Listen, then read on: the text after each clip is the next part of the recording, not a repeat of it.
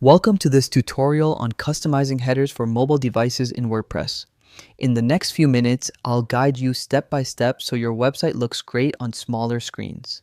First, go to WordPress.com and click the login button at the top right corner. For a quick and secure option, choose Continue with Google, then select the account you want to use.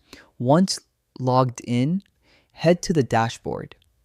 In the Quick Links area, click Edit Site, then select the website you want to work on from your site list. Inside the editor, look at the top right corner and click the laptop icon. From the options, choose Mobile View. This shows you exactly how your site will appear on a phone.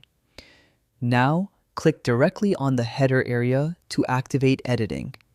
Here, you can adjust the padding, which is the space inside the header around your content. By increasing or decreasing the padding, you control how balanced and readable your header looks on smaller screens.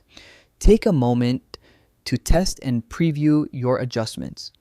Always review your header in mobile view before saving. This ensures your design is clean, user-friendly, and visually appealing. And that's it. You've customized your WordPress header for mobile devices. With just a few tweaks, your site is now more functional and welcoming for mobile visitors. Thanks for watching, and don't forget to subscribe for more WordPress tips.